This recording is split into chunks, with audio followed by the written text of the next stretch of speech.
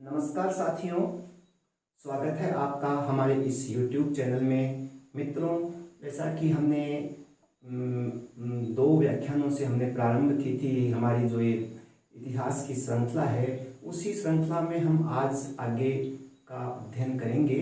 इससे पूर्व हम हमारे दो व्याख्यान हुए हैं, उसमें हम जान चुके थे कि इतिहास को परिभाषित हमने किया था। इसके साथ ही हमने इतिहास का जो विभाजन है, प्राचीन भारत का इतिहास है, उसका विभाजन किया था। और हमने ये देखा था कि प्राचीन भारत है, उसका हमने विभाजन तीन भागों में, प्रागैतिहासिक काल, आद्य ऐतिहासिक काल और ऐतिहासिक काल, इस प्रकार हमने तीन भागों में विभाजित किया था। और आज जो हम इसके साथ ही हमने जाना था कि जो हमारे इतिहास को जानने के स्रोत कौन कौन से हैं। तो आज की जो हमारी जो ये व्याख्यान होगा वह होगा प्रागैतिहासिक काल। जो प्राचीन भारत का जो इतिहास है, प्राचीन भारत के इतिहास में आज हम ये जानेंगे कि प्रागैतिहासिक काल क्या है और इसका किस प्रकार से आगे विभाजन किया गया है। तो आज हम अध्ययन करते हैं प्रागैतिहासिक काल का। जो प्रागैतिहासिक काल है यानी प्री हिस्टोरिक पीरियड, उसको हमारे इतिहासकारों के द्वारा दो भागों में बांटा गया है। पहला है पाषाण युग, दूसरा है धातु युग। पाषाण युग यानी स्टोन एज और धातु युग यानी मेटल एज। धातु युग है, इसको हम कॉपर एज भी कह देते हैं, क्योंकि जो सबसे पहली मानव के द्वारा जिस धातु का जो खोज की गई थी वह कॉपर थी। अब पाषाण युग है, इस पाषाण युग को भी इतिहासकारों के द्वारा तीन अन्य भागों में इसका विभाजन किया गया है, जो इसके काल निर्धारण के आधार पर निर्भर है। पहला है पुरा पाषाण काल यानी पैलियोलिथिक पीरियड। दूसरा हमारे पास में है मध्य पाषाण काल यानी मेसोलिथिक पीरियड। और तीसरा हमारे पास में है नव पाषाण काल यानी नियोलिथिक पीरियड। अब हम इसके काल निर्धारण की बात करते हैं। तो जो पुरा पाषाण काल है यानी पैलियोलिथिक पीरियड है, वह हमारा अननोन टाइम समय से लेके 8000 ईसा पूर्व तक का इसका समय रहता है। इसी प्रकार जो मध्य पाषाण काल है, उसका जो समय रहता है वह रहता है 8000 ईसा पूर्व से लेकर 4000 ईसा पूर्व तक। इसी प्रकार जो नियोलिथिक पीरियड यानी नवपाषाण काल है, वह हमारा रहता है 4000 ईसा पूर्व से लेकर 2500 यानी 2500 ईसा पूर्व तक। यह हमारा पुरा पाषाण काल हुआ। पुरा पाषाण काल का विभाजन तीन प्रकार से हुआ। पहला रहा पाषाण युग का जो हमने विभाजन किया वो तीन प्रकार से रहा: पुरा पाषाण काल, मध्य पाषाण काल और नव पाषाण काल। इसके बाद में हम आते हैं धातु युग, क्योंकि प्रागैतिहासिक काल का जो विभाजन था वह दो भागों में हुआ था, पाषाण युग और धातु युग। पाषाण युग का विभाजन तीन प्रकार से। इसी प्रकार धातु युग यानी मेटल एज का विभाजन जो हमने किया वह इस प्रकार से है: ताम्र काल और दूसरा है कांस्य काल और तीसरा हमारे पास में आता है लौह काल। ताम्र काल का जो समय है, कॉपर एज का जो समय रहता है वह रहता है, कॉपर पीरियड का जो समय रहता है वह रहता है 3000 ईसा पूर्व से लेकर 2000 ईसा पूर्व तक। ताम्र काल को एक हम अन्य नाम से ताम्र पाषाण काल भी जानते हैं, नाम से भी जानते हैं, क्योंकि इस काल में स्टोन के साथ यानी पत्थर के साथ साथ में तांबे का प्रयोग शुरू हो गया था, इसीलिए इसको ताम्र काल कहते हैं। और जो दूसरा हमारे पास में है कांस्य काल, कांस्य काल है ये 2500 ईसा पूर्व से लेकर 1750 ईसा पूर्व तक है। इसे हम महापाषाण काल के नाम से भी जानते हैं। और महापाषाण काल क्योंकि इस काल के अंतर, कांस्य काल के अंतर्गत चलते चलते क्या है कि अंत में यहाँ पे लोहे का प्रयोग प्रारंभ हो गया था। इसी का जो तीसरा भाग है धातु का एज का, वह है लौह काल, जो चलता है हमारे पास में 1000 ईसा पूर्व से लेकर उसके बाद का जो काल है वह हमारे पास में लौह काल के रूप में आता है। इस प्रकार धातु युग का जो विभाजन हुआ, जो पहला रहा ताम्र काल, कांस्य काल और लौह काल। इस प्रकार जो प्रागैतिहासिक काल का ये विभाजन हमने किया पाषाण युग और धातु युग में, यानी स्टोन एज और मेटल एज। अब हम जो, क्योंकि हमारे पास जो पाषाण युग था, तो इस पाषाण युग को यानी जो पैलियोलिथिक पीरियड था, इसका क्योंकि इसका काल लंबा, इसका समय लंबा होने की वजह से इसको फिर आगे चलकर 3 भागों में इसका विभाजन किया जाता है। उसमें पहला रहता है निम्न पुरापाषाण काल, दूसरा मध्य पुरापाषाण काल और तीसरा उच्च पुरापाषाण काल। और इस दौरान में जो अंतर रहता है वह ये रहता है कि यहाँ जो पाए गए पत्थर, उपकरण, औजार और जो इनकी विभिन्नता है, इसके आधार पर इनका विभाजन किया जाता है। तो निम्न पुरापाषाण काल है। निम्न पुरापाषाण काल में हमारे पास में क्वार्ट्जाइट पत्थर प्रयोग में होता है, और इस दौरान जो बनने वाले उपकरण थे उनमें औजारों में, उपकरणों में हम शामिल करते हैं pebble, chopper, hand axe, cleaver, scraper, क्रोड। जैसे पेबल है, तो पेबल क्या है कि जो पानी के बहाव से बनकर जो गोल पत्थर बना करते थे उनको पेबल कहते हैं, पेबल कहा गया। और जो चापर है, जो पेबल से जो पेबल होता था उसको दोनों साइड से नुकीला बनाना, यानी द्विधारी जो उपकरण बनता था उसे हम चापर कहा। और इसके साथ में हैंड एक्स, क्लीवर, स्क्रैपर और क्रोड, ये फिर निम्न पुरापाषाण काल के औजार और उपकरण हैं। और अब बात करते हैं कि जो पुरा स्थल है, यानी कि जो इससे निम्न पुरापाषाण काल से संबंधित जो स्थल हैं वो कौन कौन से हैं। इसमें हमारे पास में तमिलनाडु में पल्लवरम और अतिरम्पक्कम, ये 2 स्थल हैं। इसके साथ साथ में और भी स्थल हैं, लेकिन जो यहाँ पे महत्वपूर्ण स्थल हैं उनकी हम बात कर रहे हैं। इसी प्रकार जो मध्य पाषाण काल था, निम्न पाषाण काल के बाद मध्य पाषाण काल है, उसमें यहाँ पे जो क्वार्ट्जाइट पत्थर था, यहाँ पे जैस्पर और जर्ड पत्थर होता है। इसके जो उपकरणों में फलक, बेधनी, खुरचनी, फलक जो पत्थरों को तोड़कर जो बनाए जाते थे उन्हें हम फलक कहते हैं, फलक कहा। और ये फलक इस जो मध्य पाषाण काल में फलकों की अधिकता, यानी प्रचुर मात्रा में यहाँ के जो फलकों से बने उपकरण थे वो इसमें अधिक रहे हैं, अधिक पाए गए हैं। इसलिए जो मध्य पुरापाषाण काल है इसको एक फलक संस्कृति के नाम से भी हम जानते हैं।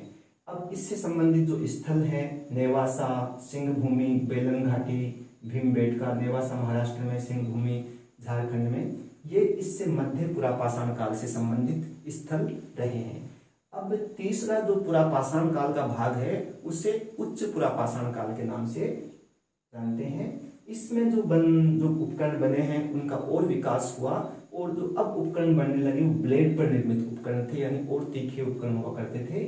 और इस काल की विशेषता क्या थी कि इसमें आखिर तक, इस काल का मतलब पूरा उच्च पुरापाषाण काल, हम बात कर रहे हैं पुरापाषाण काल की ही, तो यहाँ पे क्या है कि आखिर तक मानव जो है, आखिर तक यानी शिकारी के साथ साथ में वह संग्राहक यानी भोजन का संग्राहक, फूड कलेक्टर भी यहाँ तक वो बन गया था। इस दौर में तो पुरापाषाण काल की जो उच्च अवस्था है उसमें आते ही वह मतलब आग से परिचित हो गया था। इसी में हमारे को जो मानव, जो बुद्धिमान मानव है, होमो सेपियंस का विकास यहाँ देखने को मिलता है। और इससे संबंधित जो स्थल हैं वह है सोन घाटी एमपी में, सिंहभूमि झारखंड, पटने इनामगांव महाराष्ट्र और कुन्नुल गुफाएं हैं यह आंध्र प्रदेश में। इस प्रकार जो हमारे पास में जो हमने इस प्रकार जो प्रागैतिहासिक काल है उसका हमने विभाजन किया। प्रागैतिहासिक काल का विभाजन जो हमारे पास में रहा वह 2 रूप में रहा। पहला रहा हमारे पास में स्टोन एज यानी पाषाण युग, और दूसरा हमारे पास में रहा धातु युग यानी मेटल एज। और फिर इसमें से हमने देखा कि जो हमारे पास में जो पाषाण युग था, इस पाषाण युग को हमने 3 भागों में हमने इसको विभाजित किया। पाषाण युग जो है, पाषाण युग के अंदर हमने पुरापाषाण काल, मध्य पाषाण काल और नवपाषाण काल, इस प्रकार इसका विभाजन हमने किया। और जब हमने बात की कि हमारे पास में यहाँ पे जो पुरापाषाण काल था, यानी जो पैलियोलिथिक पीरियड था, उसकी अवधि यानी उसका जो टाइम पीरियड है वो लंबा होने की वजह से फिर हमने पेलियोलिथिक पीरियड को यानी पुरापाषाण काल का विभाजन फिर 3 प्रकार से हमने किया। और पुरापाषाण काल का जो विभाजन था निम्न पुरापाषाण काल, मध्य पुरापाषाण काल और उच्च पुरापाषाण काल है। जिस प्रकार से बात हमने इसकी की धातु युग यानी स्टोन एज थी, तो स्टोन एज का जो हमारे पास में था ताम्र काल, कांस्य काल और लौह काल। तो अब हम देख लेते हैं कि जो इसका जो कॉपर एज थी, तो इसके तीनों काल हैं, इनकी क्या क्या विशेषताएं थी, अब हम यह जानते हैं। अब हम देखते हैं कि धातु युग यानी कि जो मेटल एज है, इस मेटल एज को हमने कॉपर एज भी कहा था, क्योंकि जो मानव के द्वारा सबसे पहली जो धातु खोजी गई थी वह तांबा थी। तो इसलिए जो इसका जो पार्ट है ये धातु युग, इसको भी हम मेटल एरा को भी, मेटल एज को भी हम 3 भागों में बांटकर चलते हैं। इसमें पहला है ताम्रपाषाण काल, दूसरा महापाषाण काल और तीसरा लौह काल। यानी कि अब हम इनके काल निर्धारण की बात करते हैं।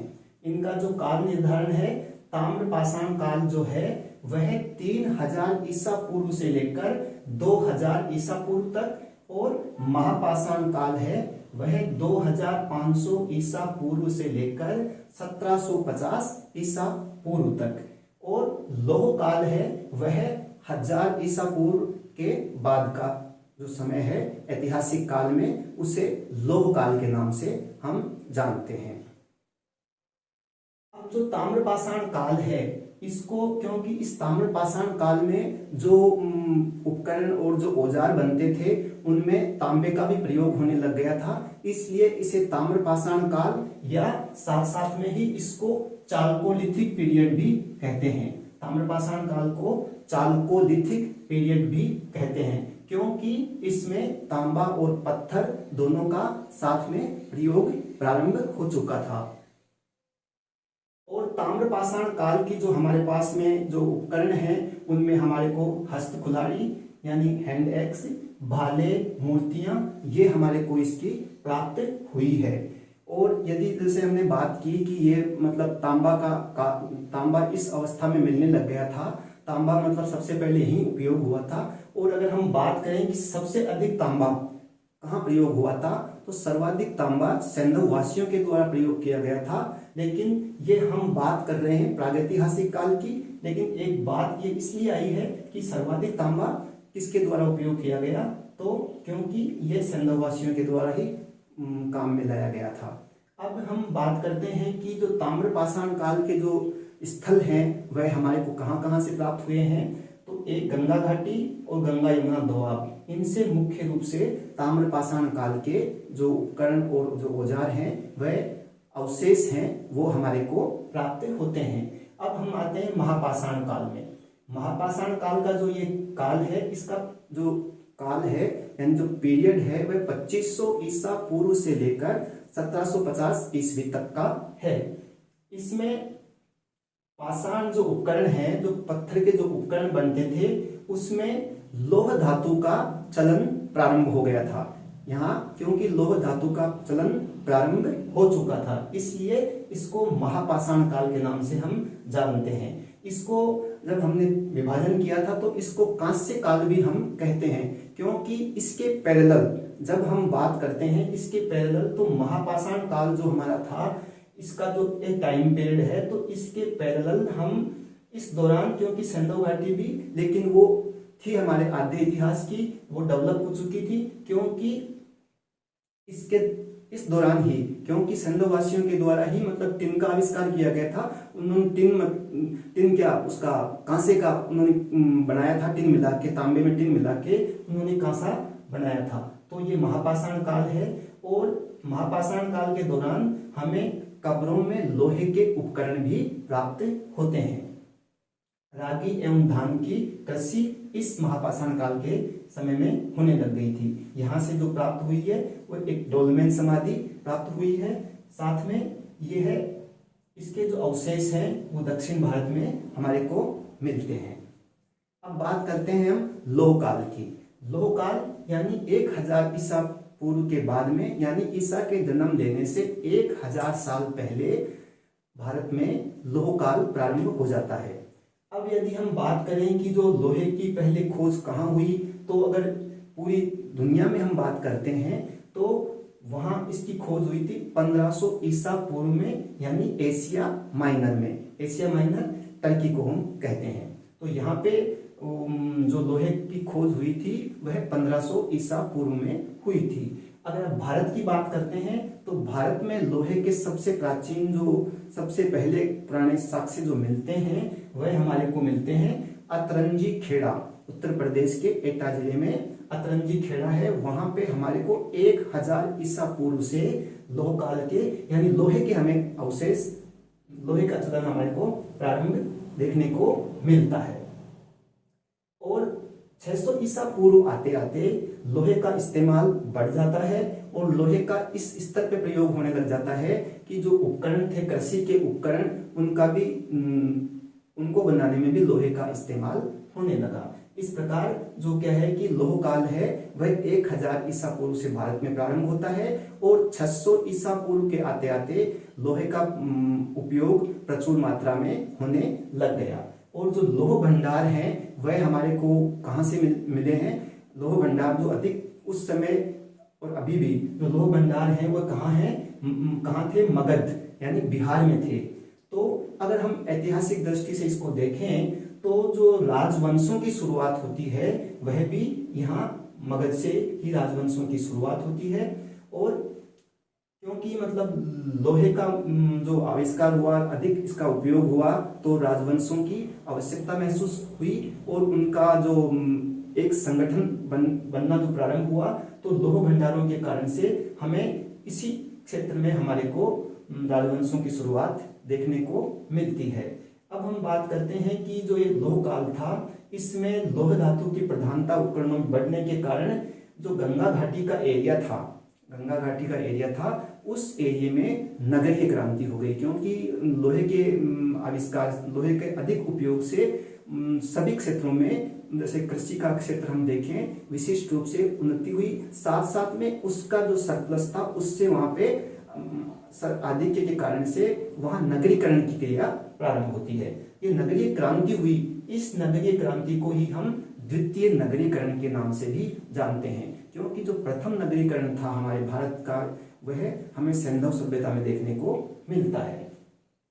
अब हम देखते हैं कि अब जो हमने ये धातु युग हमने देख लिया, क्योंकि जो हमारा प्राचीन भारत का इतिहास था उसको हमने, प्रागैतिहासिक काल का जो इतिहास था उसको हमने दो भागों में बांटा था। एक तो हमारे पास में था पाषाण युग और दूसरा हमारे पास धातु युग। तो अब जो पाषाण युग था उसको हमने 3 भागों में विभाजित किया था।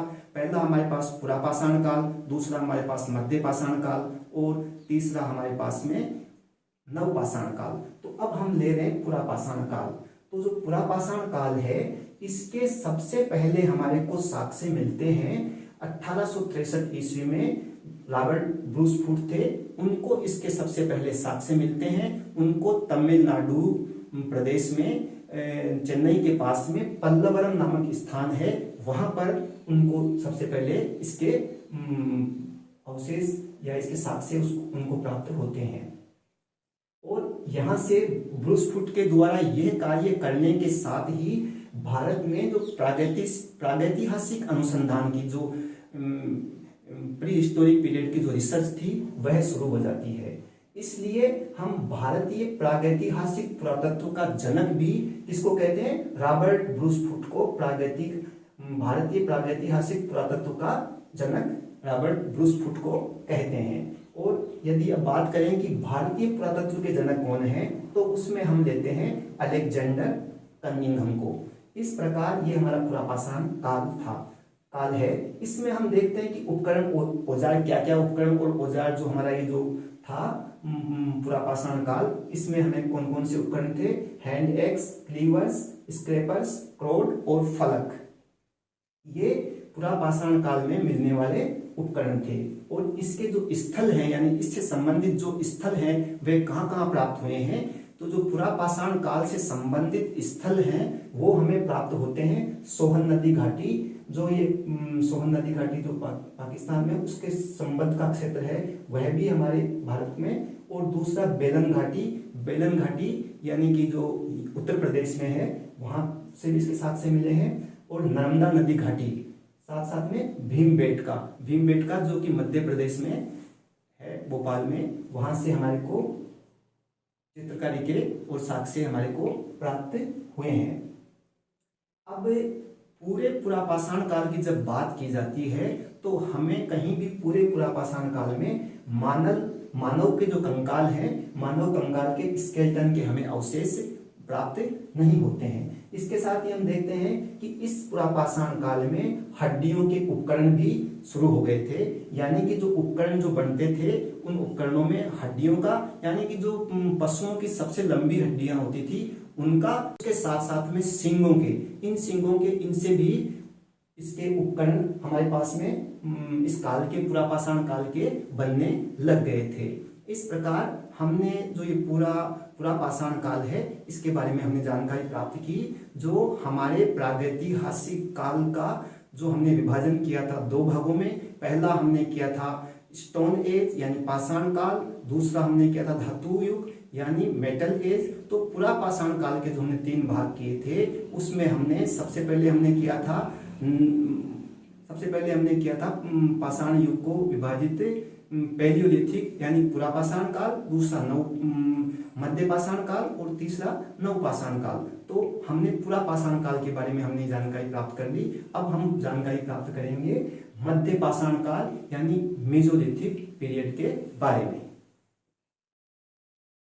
मध्यपाषाण की जब हम बात करते हैं तो मध्यपाषाण काल की जो हमें सबसे पहले साक्ष्य, पहले तो जैसा कि हम जान चुके हैं कि इसका जो टाइम पीरियड है वह 8000 ईसा पूर्व से लेके 4000 ईसा पूर्व तक का रहता है। तो मध्य पाषाण जो काल है यानी मेसोलिथिक पीरियड जो है इसके प्रथम साक्ष्य हमारे को मिलते हैं 1857 ईस्वी के अंदर। और यह AC L कार्लाइल को सबसे पहले इसके साक्ष्य मिलते हैं। वो मिलते हैं MP मध्य प्रदेश के अंदर जो विंध्य क्षेत्र है वहां से मोरहना पहाड़ से उनको लघु पाषाण उपकरण प्राप्त होते हैं। जो मध्य पाषाण काल के जो उपकरण हैं उनको हम माइक्रोलिथिक उपकरण, माइक्रोलिथ बोलते हैं उनको, माइक्रोलिथ यानी कि जो आकार में छोटे होते हैं, पत्थरों के छोटे उपकरण। अगर हम इनकी तुलना करें जो मध्य पाषाण काल के उपकरण हैं, यदि जब हम इनकी तुलना करते हैं पुरापाषाण काल से, तो जो पुरापाषाण काल में जो अपने उपकरण और जो औजार बनते थे वो किस प्रकार के बनते थे, वो बड़े आकार के बनते थे। और उनकी तुलना में जो मध्य पाषाण काल है उनके जो उपकरण हैं वो पत्थर के जो उपकरण बनते थे वो छोटे होते थे आकार में। इसीलिए मध्य पाषाण काल के जो उपकरण हैं उनको माइक्रोलिथ कहते हैं। अब बात करते हैं कि जो मध्य पाषाण काल है यही वह काल था जिसमें मानव मस्तिष्क का थोड़ा विकास होता है, क्योंकि इससे पूर्व जो मानव है यानी पुरापाषाण काल में मानव है वह एक आखेटक था, लेकिन उसका मस्तिष्क का मानव के मस्तिष्क का विकास होता है तो उसने क्या, पशुपालन उसके द्वारा प्रारंभ कर दिया जाता है, क्योंकि उससे पहले वह एक आखेटक था। तो हमारे को जो सबसे पहले यानी कि जो सबसे पुराने यानी जो प्राचीनतम पशुपालन के साक्ष्य हैं, इसके प्रमाण है, वह हमारे को 2 जगह से मिल रहे हैं, आदमगढ़ और बागोड़। आदमगढ़ मध्य प्रदेश में, बागोड़ राजस्थान के भीलवाड़ा में है। और मानव अस्थियों और कंकाल के प्रथम साक्ष्य यानी ये भी जो है इसी काल में हमारे को प्राप्त होते हैं। मानव अस्थियों के कंकाल और इसके जो अस्थियां और उसके कंकाल जो हमारे को मिलते हैं वो मिलते हैं सराय नाहर राय और महदहा। ये दोनों स्थल ही उत्तर प्रदेश स्टेट में, राज्य में जो प्रतापगढ़ है, प्रतापगढ़ जिले में, वहां से हमारे को मानव मस्तिष्क के और कंकाल के अवशेष प्राप्त होते हैं। और जो हड्डी से निर्मित उपकरण हैं वो भी हमारे को इसी काल में यानी मध्य पाषाण काल में मिलते हैं, और वे भी हमारे को महदहा यानी जो मध्य प्रदेश का जो प्रतापगढ़ डिस्ट्रिक्ट का जो महदहा है वहीं से हमारे को मिलते हैं। अब बात करते हैं कि जो मध्य पाषाण काल से संबंधित जो पुरा स्थल हैं वे कौन कौन से हैं। पुरा स्थल इसमें लंगनाज, लोटेश्वर ये गुजरात में स्थित है, और इसके अलावा टेरी समूह ये तमिलनाडु के अंदर है। जो भीमबेटका यानी जो पुरापाषाण के हमारे पास में जो गुफा चित्रकारी थी, जो हमें भीमबेटका से जिसके हमें चित्र मिलते हैं यानी कि जो शैल चित्र और हमें प्राप्त होते हैं, वो भीमबेटका के इनकी खोज 1958 में हुई थी। यानी ये जो भीमबेटका के जो ये गुफा चित्रकारी थी, वो गुफा चित्रकारी कहाँ से हमारे को एमपी से जो मिली है, ये इसको हम पुरापाषाण काल और मध्य पाषाण काल की मानते हैं। और इसकी जो खोज है वह वीएस वाकणकर के द्वारा 1958 में की गई थी। जैसा कि अपन ने बात की थी कि जो भीमबेटका से जो चित्र प्राप्त हुए हैं, शैल चित्र प्राप्त हुए हैं, और वहाँ से शैलाश्रय जो हमें प्राप्त हुए हैं, उनमें शैल चित्रों में हम पाते हैं शिकार करते हुए मानव का चित्र, और नृत्य करता मानव समूह, और गेंडे का शिकार करता हुआ मानव। तो ये भीमबेटका की खोज भी 1958 में वीएस वाकणकर ने की थी, जो इसको भीमबेटका को हम पुरापाषाण काल से मध्य पाषाण काल का मानते हैं। अब हम बात करते हैं नवपाषाण काल की। तो जो नवपाषाण काल है, इसके जो प्रथम साक्ष्य यानी प्राचीनतम इस स्थल के जो साक्ष्य वो मिलते हैं हमारे जो पुरातत्वविद थे 1860 में HP लेम्सुरिस को इसके अवशेष, इसके सबसे पहले साक्ष्य मिलते हैं। और उनको जो ये नवपाषाण काल के यानी इस जो उपकरण जो मिलते हैं वो उनको मिलते हैं उत्तर प्रदेश के टोंस घाटी में, जो प्रयागराज के पास में है। वहां से एक स्थान है लिंग सुगुर, वहां से उनको लेम्सुरिस को ये नवपाषाण काल के साक्ष्य मिलते हैं। जैसा कि हमने पहले भी इसको जान लिया था कि जो नवपाषाण काल है, इसका जो पीरियड है वह रहता है 4000 ईसा पूर्व से लेकर 2500 ईसा पूर्व तक का। तो इसके प्रथम साक्ष्य 1850-60 में HP लेम्सुरिस के द्वारा प्राप्त किए जाते हैं, और वो लिंग सुगुर जो स्थान है वहां से प्राप्त होते हैं। इसके साथ साथ में ही जो डॉक्टर प्राइमरोज है उनका भी इसमें योगदान रहा है, और उनको भी इसके साक्ष्य प्राप्त होते हैं। उनको इसके साक्ष्य कर्नाटक से प्राप्त होते हैं। अब हम नवपाषाण काल की जो विशेषता है उसकी हम बात करते हैं कि जिस प्रकार पुरापाषाण काल में मानव के मस्तिष्क का विकास हुआ और उसने पशुपालन प्रारंभ कर दिया था, तो वैसे ही जो कृषि की शुरुआत है, सबसे पहले कृषि की शुरुआत जो होती है वह नवपाषाण काल में ही होती है। और उसके जो प्रथम साक्ष्य यानी प्राचीनतम साक्ष्य हमें प्राप्त होते हैं वह पाकिस्तान के जो मेहरगढ़ है बलूचिस्तान में, वहां से हमारे को इसके साक्ष्य मिलते हैं। इस प्रकार हम ये कह सकते हैं कि जो सबसे पहले कृषि हुई, शुरुआत हुई, वह नवपाषाण काल में हुई, और सबसे प्राचीन या पुराना जो कृषक है वह इस नवपाषाण काल के ही हैं। अब बात करते हैं कि जब कृषि की शुरुआत हुई तो अब ये प्रश्न भी हमें आ रहा होगा कि भाई सबसे पहले फसलें मानव के द्वारा कौन कौन सी फसलें उगाई गई। तो उसके द्वारा जौ, गेहूं और कपास की खेती सबसे पहले प्रारंभ की गई। इसके साथ ही जो नवपाषाण काल की जो विशेषता है वह कृषि के मामले में ही हम देखें तो चावल की खेती के प्रथम साक्ष्य जो हमारे को मिलते हैं वो हमारे को उत्तर प्रदेश के प्रयागराज के निकट कोल्डी हवा नामक स्थल से हमारे को चावल की खेती के प्रथम साक्ष्य मिलते हैं।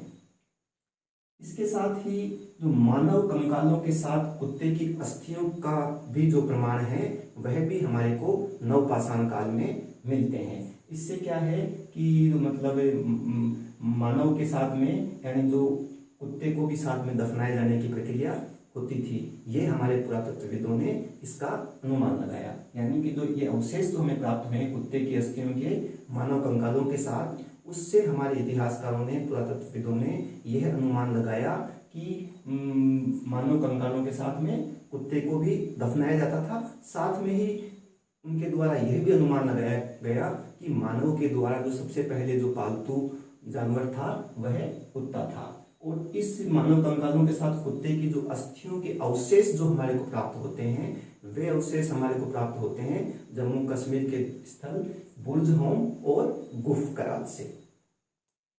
अब जो ये है कि जो प्रचुर मात्रा में हड्डियों के उपकरण, अधिक संख्या में बहुत बड़ी तादाद में जो हमारे को हड्डियों के उपकरण जो मिलते हैं वो हमारे को मिलते हैं चिरांद बिहार से, और यहीं से हमारे को हिरण के सींगों के उपकरण भी हमारे को प्राप्त होते हैं। अब बात करें कि नवपाषाण काल के जो उपकरण थे वो कौन कौन से थे। उसमें कुल्हाड़ी, बंसुली, हैली, खुरपी, कुदाल, हथौड़ा, ये ऐसी चीजें थी जो इसके नवपाषाण काल के जो उपकरण थे, हथियार थे, वो हैं। इस काल की जो सबसे महत्वपूर्ण घटना और है वह है कि इस काल में ही जो हमारे पहिए का आविष्कार, जिसके द्वारा मानव गतिशील हुआ और उसकी गति द्रुत गति से स्पीड से बढ़ती गई, तो मानव के द्वारा इस समय में ही पहिए का आविष्कार किया गया। और पहली धातु जो खोजी गई थी वह भी नवपाषाण काल में ही खोजी गई थी।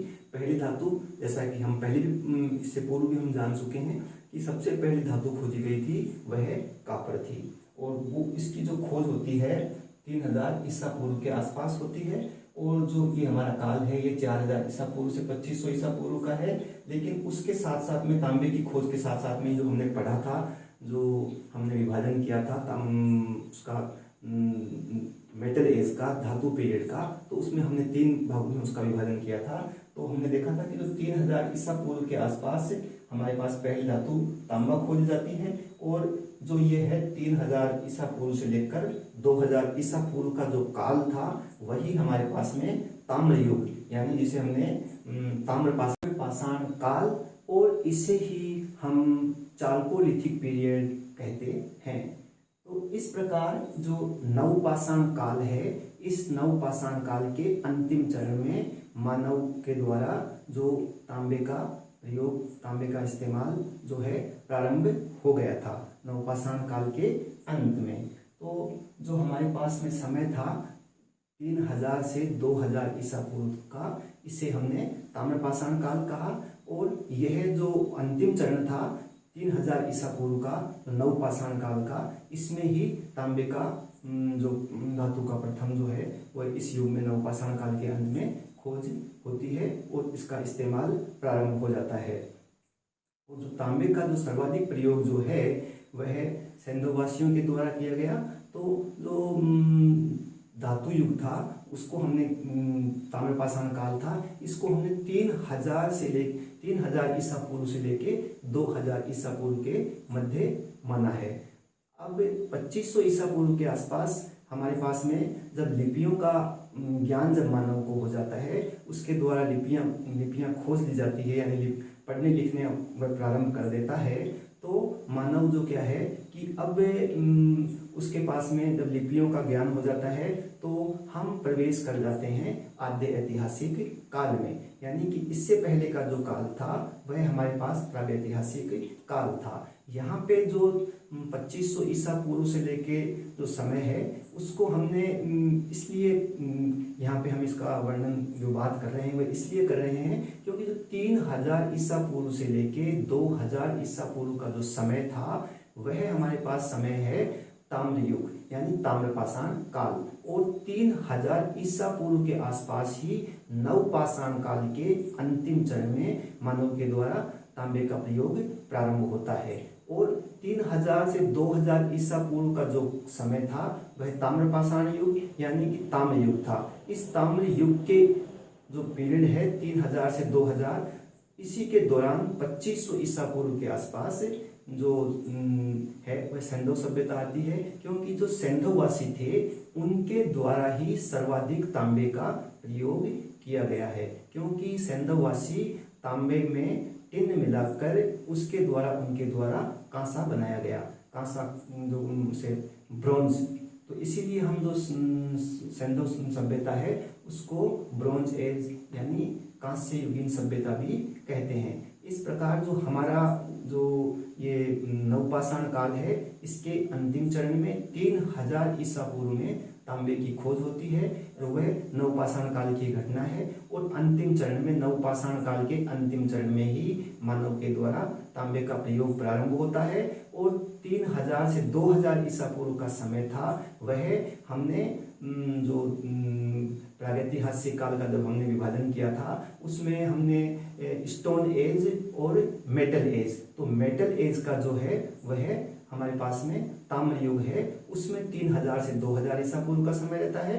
और 2500 ईसा पूर्व से जो है उसमें हम जो बात करते हैं तो वहाँ हमारे पास में क्या है कि 2500 ईसा पूर्व के आसपास ही मानव के द्वारा लिपियों की खोज कर ली जाती है, यानी वह पढ़ना लिखना प्रारंभ कर देता है। और जब वह पढ़ना लिखना प्रारंभ कर देता है यानी कि उसको लिपियों का ज्ञान हो जाता है, यानी कि उसका जो साहित्यिक स्रोत उसके पास में उपलब्ध होते हैं, हालांकि उनको जो पढ़ा नहीं गया है, हमारे पास में लिपियां तो है, तो उस काल को हमने कहा था आद्य ऐतिहासिक काल यानी प्रोटो हिस्टोरिक पीरियड। तो जो 2500 ईसा पूर्व का जो समय है वह ताम्रपाषाण काल और नवपाषाण काल का जो समय था उसके दौरान ही लिपियों का ज्ञान हो जाने के कारण से 2500 ईसा पूर्व से लेके 1750 ईसा पूर्व का जो समय है उसमें हम सैंधव सभ्यता को पढ़ते हैं, क्योंकि इस दौरान हमारे को लिपियों का ज्ञान हो जाता है। और लिपियों का ज्ञान होने के कारण फिर हम प्रागैतिहासिक काल में नहीं,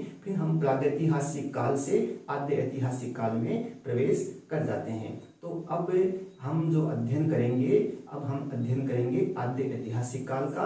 और आद्य ऐतिहासिक काल में जो हमारे भारतीय उपमहाद्वीप की सबसे महत्वपूर्ण और सभ्यता यानी सैंधव सभ्यता, जो प्रथम नगरीय सभ्यता थी, उसके बारे में भी हम अध्ययन करेंगे। इस प्रकार जो आज का हमारा ये व्याख्यान था, जो प्रागैतिहासिक काल पे पूर्णतया केंद्रित था, वह पूरा होता है। और अब हम आज के इस व्याख्यान को यहीं पूरा करते हैं। धन्यवाद मित्रों।